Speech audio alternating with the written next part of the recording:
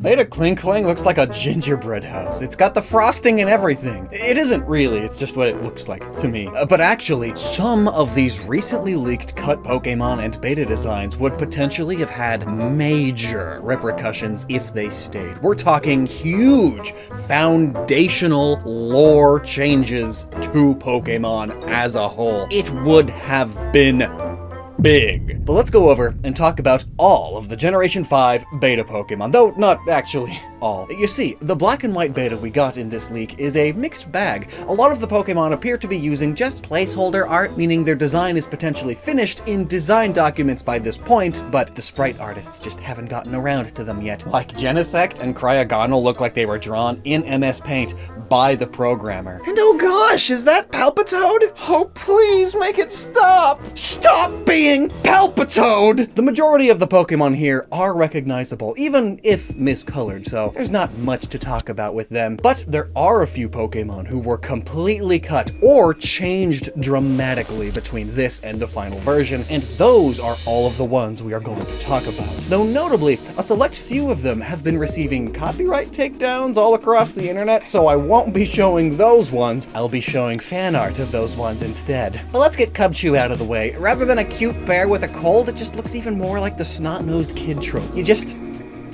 You don't want to be around him. It's just like the kid in Wind Waker. Ugh. It's not even icicle snot, it's just straight up green snot.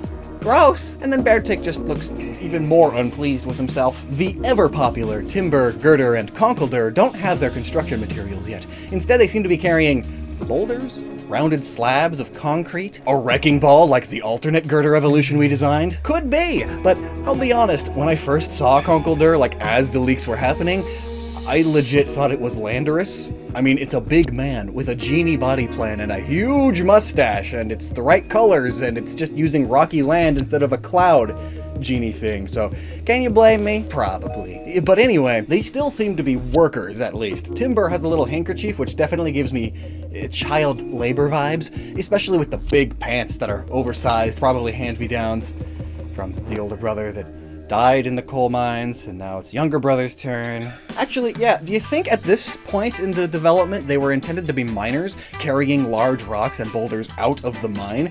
Mining was a pretty decent chunk of these games. Next is, oh! Gosh! Ah! Egad! It's like they took Pikachu clone to a whole new level. It's like they knew they wanted a Pikachu-like electric rodent to be a flying squirrel, and so they literally just took Pikachu and threw up on it. Notably, there are flying squirrels, and there are squirrels with long ears, but there are no flying squirrels with long ears. There is the aptly named long-eared flying mouse, however, which is like if a jerboa had to be a squirrel that flew. And jerboa do play a role in Raichu's design, so perhaps that legitimately was the idea with it at first. Still though, ew, Karrablast isn't much different. In fact, it's exactly the same, and you are not going to gaslight me into thinking it's any different. It has always had its eyes this high up on its head, just like the beetles it's based on. But at this point in the beta, it evolved on its own rather than via trade with Shelmet, and honestly, I love this evolution design. I really wish it stayed. Give Karrablast an evolution of its own! Shelmet too! This is Kaburion, at least that's its beta Japanese name.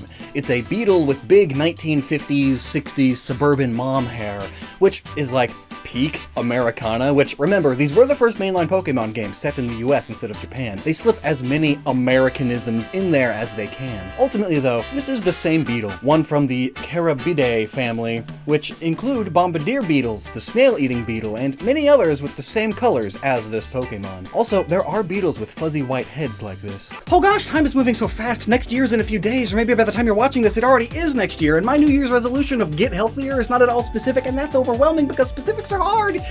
But at least this video's sponsor, Gruns, is a big step towards that goal. Imagine kale smoothies. Gross, right? But Gruns, you know it's serious when they pull out the umlaut. Imagine getting all of that healthy goodness in some genuinely good gummies. Like, I am tempted to eat significantly more than I should. It's not a multivitamin, a green gummy, or a probiotic. It's all three and turns boring supplementation into something to look forward to. Gruns are shaped like little bears, and they contain 100% of your daily needs for safe vitamins and 25% of your daily needs for certain minerals that are known to be potentially toxic at excessive levels. Always be careful with vitamins that go beyond 100%. See, Gruns cares. They know what they're doing, which is also why they're in gummy form. Fun fact, drinking water with your supplements actually decreases their effectiveness. And they're methylated, which is science talk for can be properly absorbed by your body, which a lot of generic supplements don't bother with. They just put supplements in there so they can put on the bottle that they're in there, even if your body can't properly absorb them. Also, Gruns has a sugar-free variety. Love that. And up to 52% off right now? Love that too. The link is at the top of this video's description. Now, Sock and Throw. They are a good example of placeholder art. Like, at this stage, they knew the two were going to be red, white, and blue oni. That's how Japan historically depicted Americans for decades, as I explain in our video all about them, by the way. But clearly now, they even knew that they would be wearing gi and have X's on them, and at least one of them would have this body type and pose. I am certainly pleased they ultimately went with the different body plan for Sock, though. Right now, they are literal recolors. The Three Wise Monkeys, though, they kind of did the opposite with. They originally had more varying body types, but then they were made more samey, and are just kind of recolors with different accessories today. Simisage is basically the same, but Simisear is large, and Simipour a lot thinner. I like how its rain jacket resembles a closed umbrella here, and its tail has an actual hole in the middle of it, probably because it was intended to be used like a garden hose. Actually, yes, absolutely the case. Panpour is holding the tail like one. Simisear, being sleepy and obese, could again play into the foreign stereotypes of Americans, but I do like how its fatter tail is curled up with the big fluff in the way that it is, because that makes it look like he's sitting in front of a campfire almost, just relaxing, roasting his buns, and falling asleep with a comfy neck pillow. You know, camping in the more modern recreational sense at designated campsites in state and national parks is a concept credited to the US for inventing, so very fitting. Dinos, Vilas, and Hydreigon. Oh gosh, they have been peeled! Peeled! And down to a onesie of underwear! We know thanks to past interviews with Game Freak developers that this line was at one point planned to be a literal military tank crossed with a dragon. And even the final Zweilous design has some remnants of that with these stripes resembling tank treads. With these designs though, that's even more clear, though still not super clear. There is more of the tank tread pattern, and the heads of the first two aren't much wider than the necks and are topped with this dark circle, almost like the end of a tank's cannon. Then it becomes a battleship's double-barrel artillery cannon. Then the third is like two sets of missiles or guns on the sides of fighter jets, given that it has wings now? Maybe. I mean, what's more American than our military-industrial complex? Plus, we've painted a lot of our fighter jets with monster mouths like this, so easy Pokemon right there. It's kind of like Garchomp. Still though, without the knowledge of that interview, would you get military dragons from this? Maybe they're so simple and peeled because they've already stripped most of their obvious tank parts from them and are working on the final design still. A mysterious line of snails wielding a shield like a paladin? Being a snail knight, could this have evolved into Goodra later on?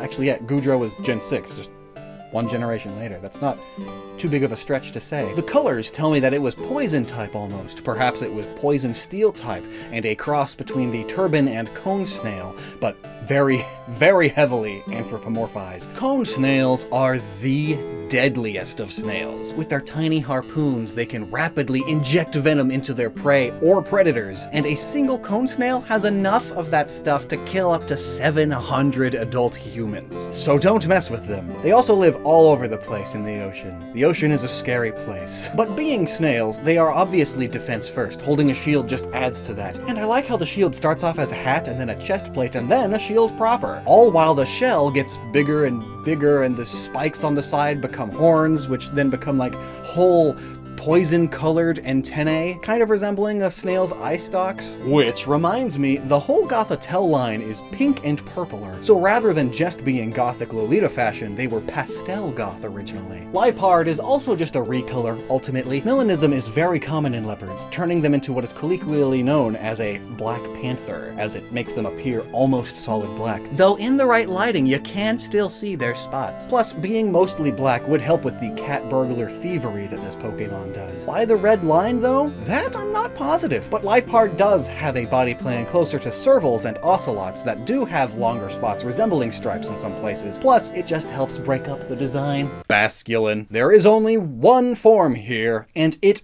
is Basculin. It looks like at this stage they took a bass and added flying fish elements, which do live off of the east coast and southern coasts of the US, and most oceanic coasts, actually. They're kind of everywhere. It's a fish that can hop out of the water and glide just a little bit. And honestly, I'm surprised it's not a Pokemon yet. Ducklett just looks so friendly, while LGM looks a lot spookier. And Hydreigon looks like it's about to take a bite out of a burger that it fell in love with the moment it saw it. Scrafty has a football head. And here's a mysterious thing. Is it its own thing? A Sableye evolution? An alternate part of the Beeheeyem line? It's got the right head and body shape for that, like, perfectly. Like, it would be a Beeheeyem, but Beeheeyem is in the data also. Granted, there are a few Pokemon in this beta with various versions of them present, like these two lil pups. And no, that's not Herdier. This is Herdier. Honestly, it would be cool to make an Area 51-esque alien line like LGM and Beeheeyem resemble Sableye, because Sableye is based on the Hopkinsville Goblin, a cryptid that itself is said to be an extraterrestrial just like the Roswell aliens. The frills are almost like stylized frilled lizard frills, but also kind of like crazy clown sideburns, like how their hair is there, but they have a bald head. And that also goes in line with the strange star chart looking tattoo. It's like the star chart we put on the Voyager 1 satellite to tell potential aliens where Earth is, only it's perhaps the opposite. It's the aliens' homeworld star chart. Gurokken is Japanese for grotesque fist. Its whole arms even. Would you want to be punched or elbowed by that? Wait, potentially being named after its fist. Is this like a super early Komodo? The dragon fighting type punch happy Pokemon with armor plating just 2 generations later?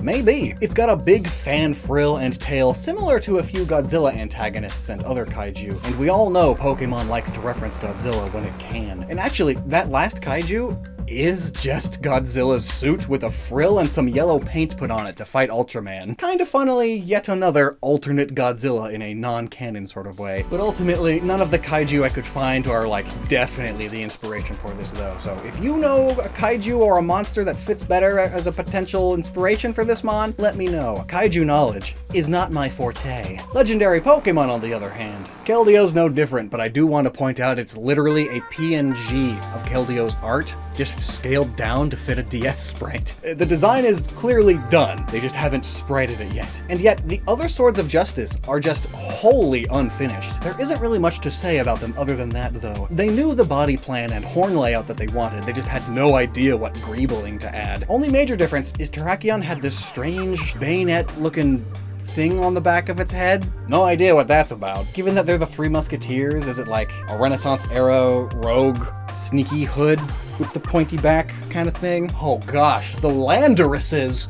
They're even more alike than they wound up, and even more just men. Even wearing like a kimono or howdy with only one sleeve on. Samurai would sometimes do this to keep from becoming too warm, and also to keep their sword arm looser and without much weight to slow it down. Though it also brings to mind Taoist monks, whose robes are often folded similarly. Given that the box legendaries of this game are based partially on the Taoist yin-yang symbol, that connection is easy to make. Though notably, the Japanese gods that the trio are based on basically never wear these, and they are considered a religious garment. And both of those factors are probably what led to them taking it all off in their final designs. Oh no, it's cute! It's Awanezumi! That's this Bubble Mew's beta name. It's Japanese for mouse, along with foam or bubble. Being that Gen 5 was sort of a soft reboot for the Pokemon franchise, and they made a lot of Pokemon specifically to replace the roles of those in previous generations, was this going to be a Mew equivalent? Because visually, it looks like that's what it could have been. Mew is the ancestor of all Pokemon on Earth, but that could have been retconned into all Pokemon in the East, while this guy, who's baby blue to match Mew's baby pink, could have been the ancestor of all Pokemon in the West. All life came from the ocean after all, sea foam. If so, that upset to the established lore could have been what ultimately led to it being cut. They like just figured out the whole cosmology of Pokemon the generation before.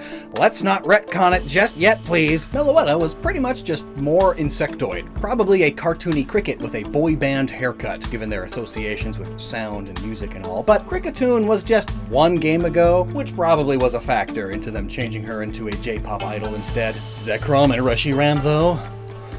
Whoa. Same basic body plan, but much less solid in their coloration. Though I do like how even here their eye colors still resemble the elemental color of the opposing one. It's like the dot in the yin-yang symbol they were always thinking about through this legendary development cycle. Though I am very glad they removed the literal emblems from their bellies. That's just a bit too literal and silly. Even if they are stylistically different, it still evokes the same thing. Reshiram's red markings bring to mind the traditional Japanese kitsune mask, and with that in mind, yeah, Reshiram does kinda look like you gave a dragon albino fox elements. Red and white together like this evokes Reshiram's fire typing, yes, but also the kitsune's own association with fire as it is. These colors are often used in festivals, especially in Arimatsuri. It symbolizes good luck, fortune, and sacred energy to protect travelers. Hence, most torii gates being red too. But Zekrom being black and turquoise? It's trickier. It is a color lightning can be in, and it opposes Reshiram's red better than the typical lightning yellow would. But interestingly, up until the 20th century, Japan had no distinction between green and blue. They were both aoi. Tangent, this is not unique. A lot of cultures had fewer words for different colors than we have today, hence things like the ancient Greek Iliad describing the ocean as the color of wine. What we call red now. Tangent 2, have you ever wondered why traffic lights in anime are always kind of bluish instead of green? That's why. Zekrom being more hard, draconic could certainly bring to mind yin-yang and how it's depicted in classical Japanese folklore. They are associated with a furry orange tiger and a scaly blue-green dragon, though the elements they typically symbolize are the reverse of the Pokemon. But maybe just to separate it from the real religion a little bit more, that's intentional. And very lastly, Kyurem. Oh gosh, geez, it's very different. And like Keldeo, it looks like it's a PNG that got quickly compressed down to DS sprite size, so let's look at this fan makeover. Yeesh, it's so strange. Yet, I can see where they were going for sure. At their core, the trio are based on yin, yang, and the absence of either. The lore is that they were once one original dragon who split apart, creating a dragon of truth, a dragon of ideals, and the leftover body devoid of either. Kyurem is then able to freeze and absorb them through its wing arm appendage parts and become black or white Kyurem. Theoretically, it then could also absorb the other one and become the original dragon once more. That's just never happened. This beta design keeps both of the appendages the same size, so it looks a bit less broken than the Kyurem we wound up with, and it being broken is sort of the whole point. Also, its tail resembling a key is interesting. Reshiram's tail resembles and functions as a combustion engine. Zekrom's tail resembles an electric generator or turbine. Both of these things you typically have to activate with keys, but maybe I'm stretching a bit there. The more interesting note is the yellow all over Kyurem, particularly the claws. The other two had colored claws just the same, but that really reinforces a theory I've had for a while, which I've talked about a few times before. That being that the yellow gem in Kyurem is the same as the colored gems in the Therian forms of the Landerouses, which we now know were even more connected to this trio because originally they were dressed as Taoist monks. To learn all of the details, you'll have to watch those older videos, but I'll summarize a bit here. The gems and their colors specifically link the Therian forms to the four auspicious beasts in Chinese mythology.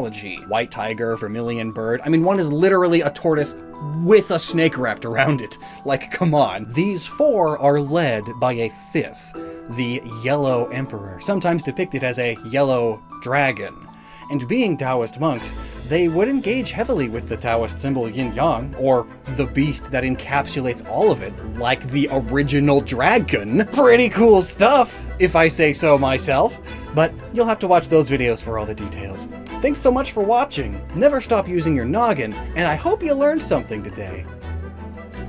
Yeah, every good day is a day when you learn something. Also, be sure to check out Gruns with the link below to get up to 52% off. Oddly specific number. tasty all the same.